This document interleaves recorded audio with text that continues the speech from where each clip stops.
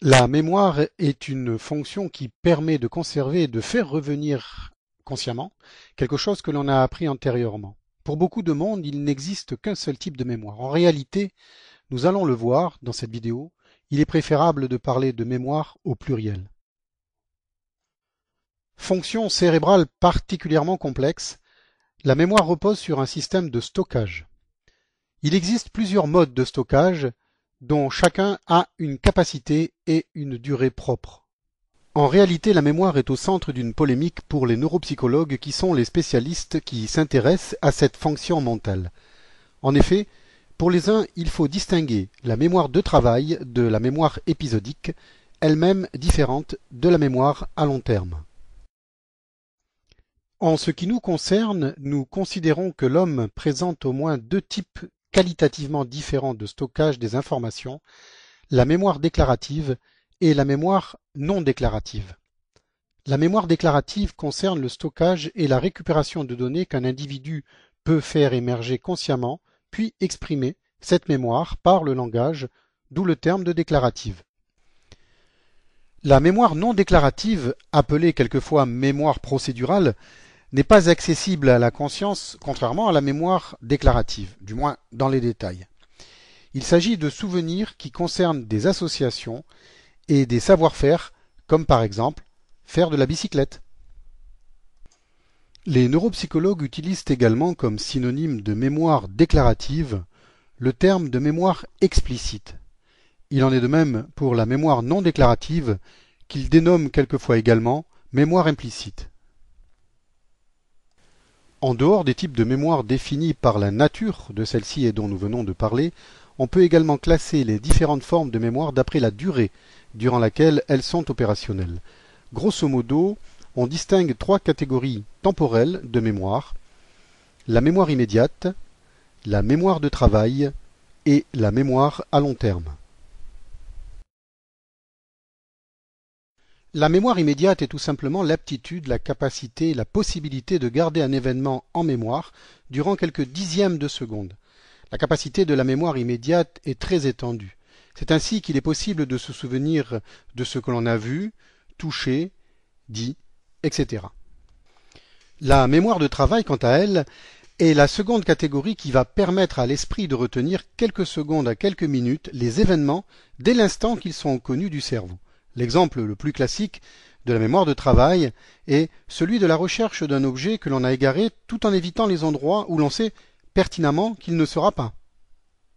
La mémoire à long terme est la troisième catégorie de mémoire temporelle. Il s'agit de la mémoire que tout le monde connaît et qui résulte d'un stockage durable à l'intérieur de certaines zones du cerveau que nous verrons par la suite.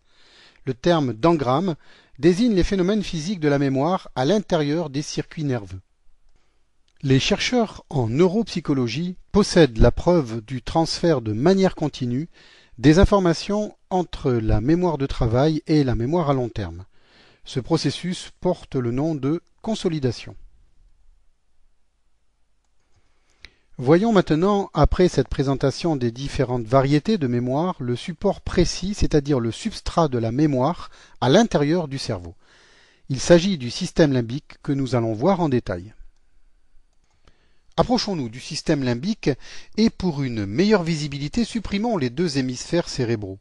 Le système limbique est situé à la base du cerveau, comme s'il était pris en étau entre les deux lobes temporaux, c'est-à-dire les deux côtés du cerveau. En dehors de la mémoire, il s'agit d'un organe qui gère les comportements spécifiques d'une espèce, la navigation dans l'espace, la vulnérabilité au stress et sans doute d'autres fonctions peu connues pour l'instant.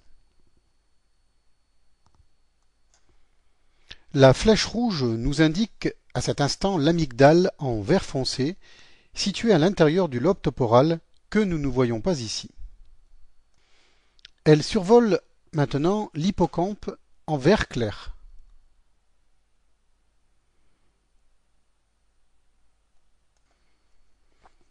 Désigne le noyau de Meiner en jaune,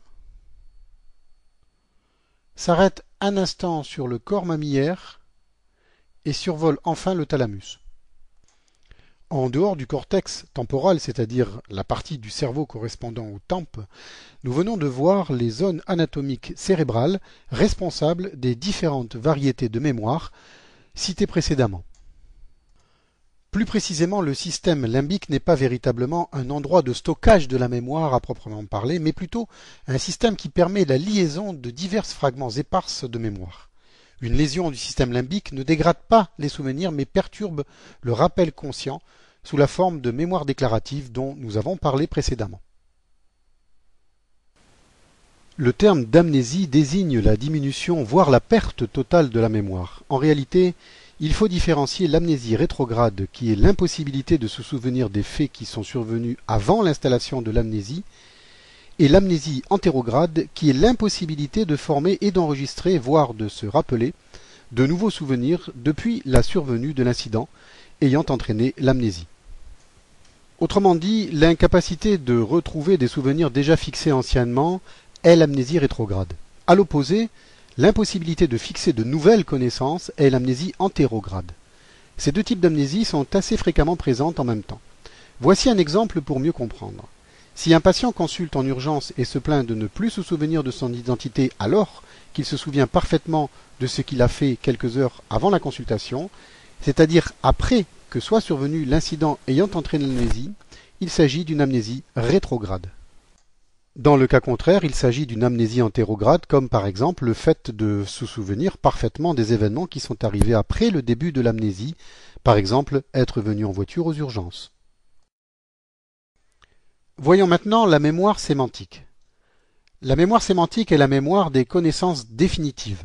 Par exemple, se souvenir combien il y a de jours dans la semaine et quels sont-ils.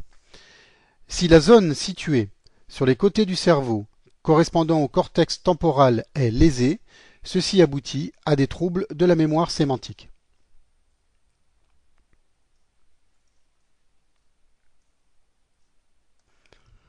La mémoire déclarative, appelée également mémoire explicite, concerne les connaissances sur le monde qui nous environne.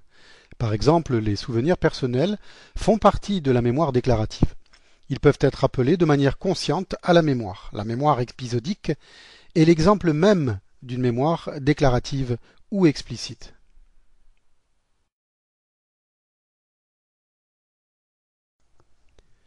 Le terme de fonction exécutive désigne les activités mentales de planification et de régulation des comportements. On considère les fonctions exécutives comme l'unité organisatrice du cerveau en relation directe avec la mémoire de travail. Les fonctions exécutives sont tout particulièrement perturbées chez les patients souffrant de démence. Comment l'expérience et l'acquisition de nouvelles informations modifient-elles le cerveau et plus précisément, on s'en doute, les circuits existants à l'intérieur du cerveau? C'est ce que nous allons tenter de démontrer maintenant. Pour cela, voyons ce que sont les dendrites. Les dendrites, tels que nous pouvons les observer sur ces images, sont des prolongements de la membrane des neurones permettant d'établir de nouvelles synapses.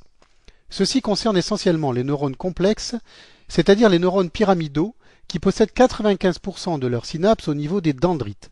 Rappelons qu'une synapse est la zone de contact entre deux neurones et que c'est au niveau des synapses que se produit le passage de l'influx nerveux entre deux cellules nerveuses. Approchons-nous des dendrites pour mieux saisir le phénomène. Un zoom puissant vers l'intérieur de la synapse, c'est-à-dire l'espace situé entre deux neurones, va nous permettre de comprendre de quelle manière l'influx nerveux passe du neurone en bleu vers le neurone en vert, autrement dit comment la communication s'effectue. Les minuscules grains jaunes sont des neuromédiateurs. Ils transmettent l'influx nerveux en quelque sorte, autorisant ainsi le passage entre les deux neurones. Mais ceci n'est pas suffisant pour expliquer le phénomène de la mémoire. Pour cela, il est nécessaire de visualiser comment les neurones sont capables de construire de nouvelles synapses qui résultent de la croissance de nouvelles terminaisons des axones. Il s'agit donc d'une réorganisation locale d'un circuit dans une certaine région du cerveau. La constitution de nouvelles synapses indique qu'il s'opère des modifications à l'intérieur des circuits qui existent déjà dans le cerveau. Ce phénomène sous-tend la mémoire. Ainsi, le cerveau, grâce à la constitution de nouvelles dendrites, traite l'information et produit de nouveaux comportements. Il s'agit donc de circuits qui subissent des modifications pour fabriquer des souvenirs. Nous voyons ici de quelle manière le cerveau Nous voyons ici de quelle manière le cerveau s'y prend pour acquérir de nouveaux souvenirs.